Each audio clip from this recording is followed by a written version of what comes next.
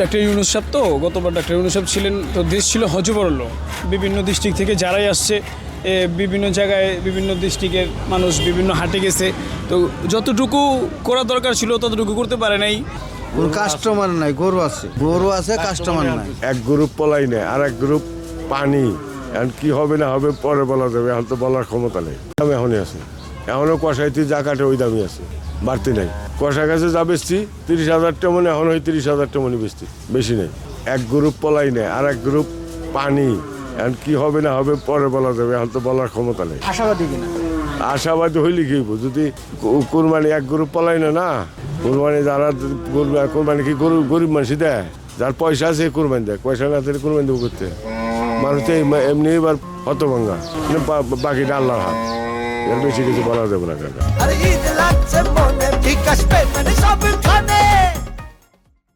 Customer নাই, গরু আছে। গরু কিনা থাকলে আমার গরু আছে কাস্টমার নাই।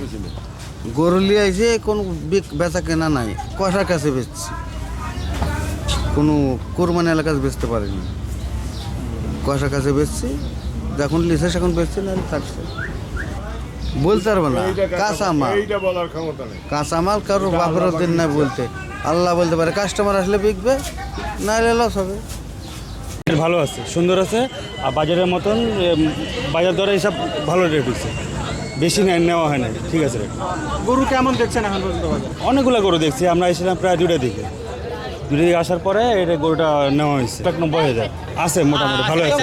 আজকে অনেকগুলো গরু আরও আসবে, গরু এখন মোটামুটি কেনার মতন গরু বাজারে আসছে, মেলা গরু আছে। আবার শুক্রবার থেকে ইনশাল্লাহ আরও বেশি গরু আসবে। আপনার মনে করেন গতবার ছিল আপনার ডাক্তার ইউনূস সাহেব তো গতবার ডাক্তার ইউনূস সাহেব ছিলেন, তো দেশ ছিল হজবরল। বিভিন্ন ডিস্ট্রিক্ট থেকে যারাই আসছে বিভিন্ন জায়গায় বিভিন্ন ডিস্ট্রিক্টের মানুষ বিভিন্ন হাটে গেছে, তো যতটুকু করা দরকার ছিল ততটুকু করতে পারে নাই। আপনার নিরাপত্তা এরকম পায় নাই।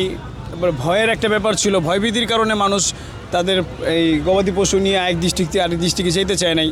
তারপরে গরু বিক্রি করার পরে যে টাকা পয়সাগুলো, এগুলোর একটা নিরাপত্তার ব্যাপার ছিল। সব কিছু মিলে একটা হজবরল ছিল। এর জন্য যারা গরু কিনতে আসে, যারা ক্রেতা, তারাও বিভিন্ন নার্ভাস ছিল ওই সময়। মনে করেন যে একটা চাপ ছিল, মানসিক চাপ ছিল। তো এখন এই সমস্ত যে ঝাইঝামেলা আছে এগুলো কেটে গেছে। এখন আইনশৃঙ্খলা বাহিনী মজবুত হয়েছে, শক্ত হয়েছে। তো বিভিন্ন ডিস্ট্রিক্ট থেকে আমাদের এখানে বিভিন্ন আপনার খামারওয়ালারা যোগাযোগ করতেছে। এই কিছুক্ষণ আগে 2টা খামার আসছিল। আস্তে আস্তে আশা করি ইনশাল্লাহ এবার আগের তুলনায় খুবই ভালো গরু আসবে, আর ক্রেতাও অনেক বেড়ে যাবে। আর আমরা যে প্লট করছি এই প্লটেও যথেষ্ট আপনার মানে অলরেডি বুক হয়ে গেছে। মানে আগের বার যেমন আমরা চান্ডাতেও গরু খুঁজছি, এবার মনে করেন যে ঈদের এখনও 10-15 দিন বাকি আছে, কিন্তু যে চাপ আমরা অনুভব করতেছি, আশা করি ইনশাল্লাহ কানায় কানায় ভরা থাকবে গরু। গতবারের তুলনায় এবার অনেক ভালো হবে। গতবার গরুর বাজারটা একবারে পড়ে গেছে, একেবারেই পড়ে গেছে আমাদের এখানে। বিশেষ করে যত বড় গরু ছিল, যেগুলো 8 লাখ 10 লাখ টাকার গরু, এগুলো 5 লাখ টাকা 6 লাখ টাকা বিক্রি করছে আমাদের ঢোকায়। তো এবার আশা করা যায় ইনশাল্লাহ যারা বিভিন্ন ডিস্ট্রিক্ট থেকে গরু নিয়ে আসবে তাদের মনের আশা পূরণ হবে।